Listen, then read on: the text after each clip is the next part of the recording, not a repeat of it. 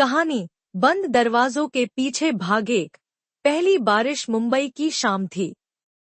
बादल घिरे हुए थे और बारिश किसी भी वक्त शुरू हो सकती थी। सड़कें भीगने लगी थी और हवा में ठंडक थी। आरव 32 साल का एक इंटीरियर डिजाइनर अपने नए अपार्टमेंट में बैठा था। वो अकेला था, पर उसकी खिड़की के बाहर समंदर था। लहरें उसे सुकून देती थी।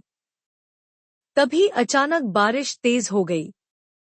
उसने खिड़की बंद की, लेकिन नीचे से किसी को शिकायत आ गई। उसी इमारत की 8वीं मंजिल पर रहती थी नैना, 30 साल की लेखिका। उसकी बालकनी से पानी कमरे में आने लगा था।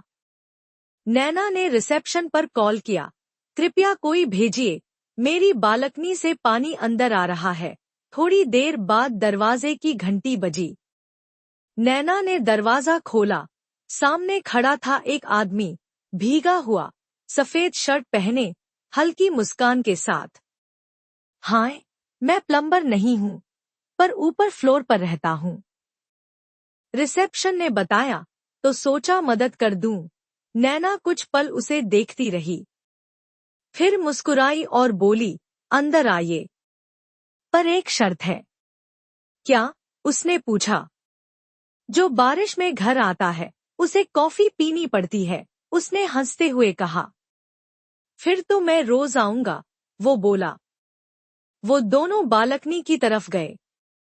आरव ने देखा कि सीलन की वजह से पानी टपक रहा है।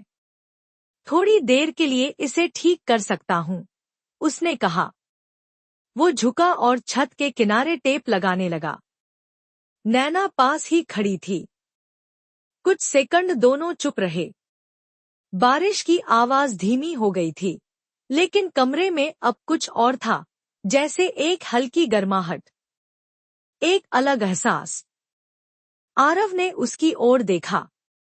नैना की आंखें उस पर टिकी थी। कॉफी? उसने पूछा। हाँ, चलिए, नैना मुस्कुरा दी। वो दोनों अंदर आए। नैना ने कॉफी बनाई और कप देते हुए बोली, आप यहाँ नए हैं? हाँ, 2 हफ्ते हुए। अब तक किसी को नहीं जाना। अब जान गए, उसने कहा। कॉफी देते वक्त उनके हाथ हल्के से छू गए। एक पल को दोनों की नजरें मिली। कमरे में खामोशी थी, लेकिन वो खामोशी बहुत कुछ कह रही थी। आप लेखिका हैं? आरव ने पूछा। हाँ, पर अब कहानियां भी अधूरी लगती हैं।